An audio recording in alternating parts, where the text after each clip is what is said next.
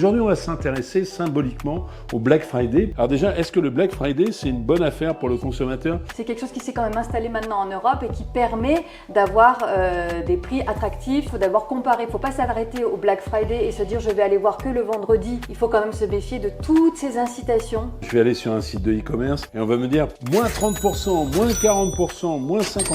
Mais par rapport à quoi? Le prix qui est affiché non remisé est le prix le moins cher depuis les 30 derniers jours. Je clique, j'achète. Bon déjà le produit n'arrive pas, qu'est-ce qui se passe? C'est le vendeur qui est responsable en fait de tous vos achats en ligne, même si vous avez acheté à une place de marché. C'est important de savoir qui est votre vendeur et c'est ça qu'il faut aller chercher. J'appelle mais je n'arrive pas à appeler finalement parce qu'il y a un numéro qui renvoie à un chatbot ou je ne peux réclamer que par internet. Bref, je n'arrive pas à trouver mon interlocuteur. Si le vendeur est en Europe, un centre comme le nôtre qui existe dans chaque pays de l'Union européenne et qui peut vous renseigner gratuitement et qui peut essayer d'intervenir auprès du vendeur. Ici, là est affiché bien sûr le numéro de téléphone du Centre européen des consommateurs. J'achète ce produit mais évidemment parce que je suis un chat noir, le produit est défectueux. Qu'est-ce que je fais? Vous avez une garantie qui s'appelle une garantie légale de conformité et qui est une durée de 2 ans sur tous les produits que vous achetez dans l'Union européenne auprès d'un professionnel. Donc vous contactez votre vendeur, vous faites valoir cette garantie, vous n'avez rien à prouver et vous devez lui demander soit la réparation du produit, soit s'il ne peut pas, l'échange du produit et en dernière solution, le remboursement. Je suis député européen. En quoi la réglementation européenne doit évoluer pour protéger davantage le consommateur? On voit des produits de Chine ou d'ailleurs,